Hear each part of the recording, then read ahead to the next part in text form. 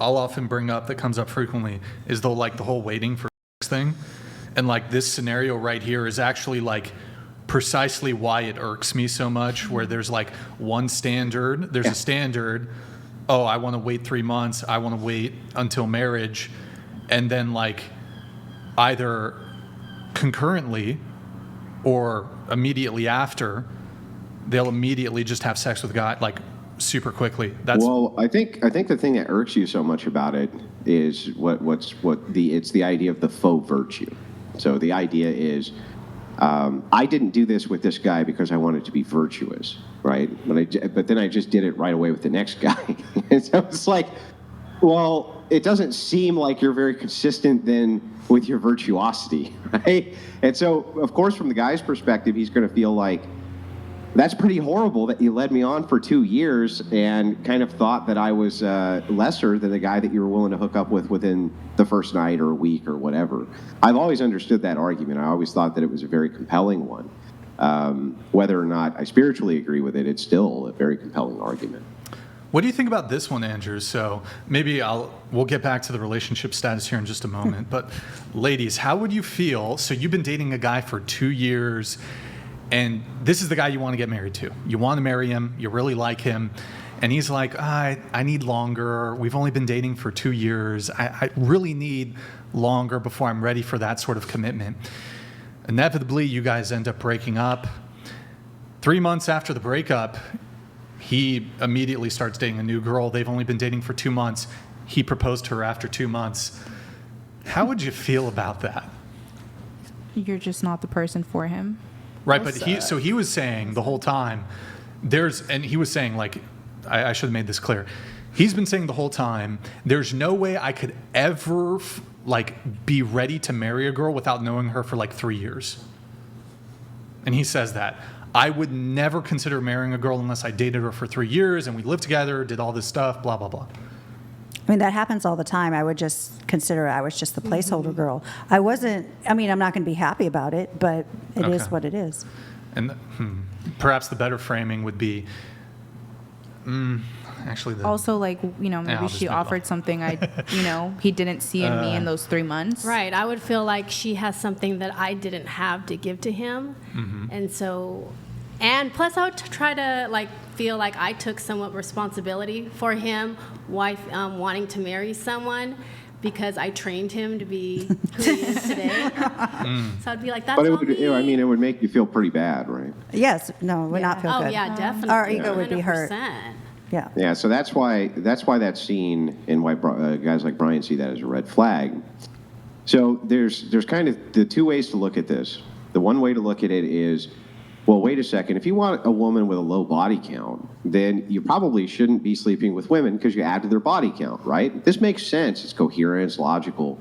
But on the other hand, how would it make you feel to know that you were trying to do everything in the most virtuous way possible, and you were dating a woman, and she said, "Listen, I want to abstain due to virtue as well, and wait until marriage." And then you guys broke up maybe, let's say, after 9 months, and then she slept with the next guy on the very first date. Wouldn't that make you feel like total shit?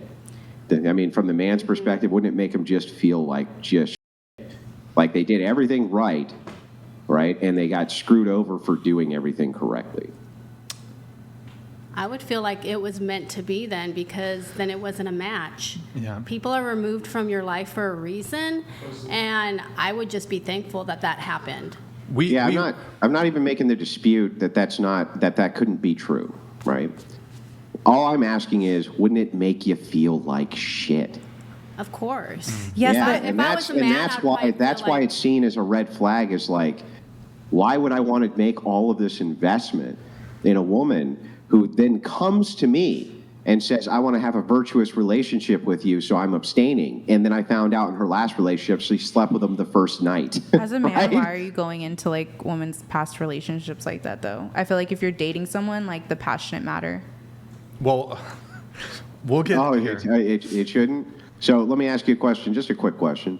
If a man has a history of domestic, does his past matter? Yeah. Okay, then. Is there anything else you wanted to add to that?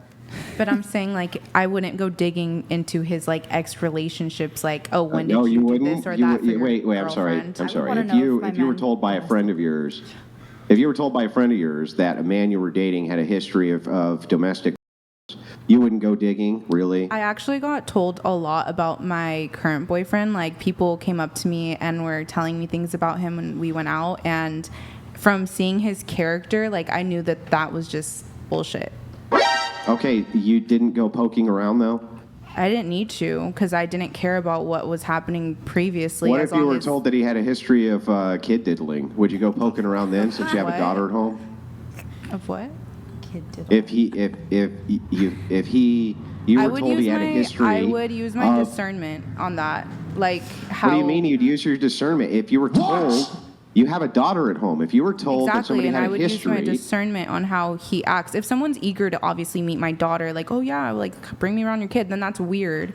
I use my discernment on. That's why he's the first person your that ever met my discernment, what are you daughter. talking- do you think that they're just going to announce themselves and all their creepy vibes are just going to come out at once? But No. I feel like you can tell when men are like, you know, like, oh, why don't you bring me? Like, I've dated people that wanted to meet my daughter like very early on. And I was like, that's weird. Like, why do you want to hang out with a 5-year-old? Okay, well, let me just ask this very simply then. Would you allow somebody who had ever diddled a kid around your daughter? Obviously not. Well, then I guess their history matters, doesn't it? Well, I think as men and women nowadays, we need to do our due diligence and we need to do our homework when we date someone. And you have to draw the line as to what's too much homework and, you know, stay within that boundaries of just doing your research on that individual just to protect yourself too. And if you have kids, you got to protect them as well. So Here. I'm all about like doing research on someone, but not to let it go too far where it's gonna just totally steer you in the right direction. Here, 'cause- well, Yeah, I understand what you're saying. So, and I think that this is a more charitable way to view things, right? You can, if you nitpick anybody, you can always find something that you're going to be upset with or mad about or some decision that they made that could potentially make a red flag. And if you obsess over it, I agree with you. I think that that's probably way outside of the gate. However, you have to admit that some things, which would be red flags, have got to have different priorities, right? So domestic violence, for instance, that's going to be a high priority. Body count could be a high priority. There's going to be things which are going to be bigger red flags than other things, right? Like Right. I think that Brian having OCD, for instance, likely isn't going to be as big of a red flag as if Brian hypothetically his last girlfriend, right? Which one of those would you say is the bigger red flag?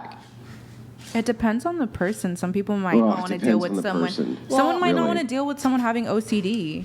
I think there's Yeah, I deal breakers get and it, then but- there's but things okay, that you okay. can kind of deal So- with.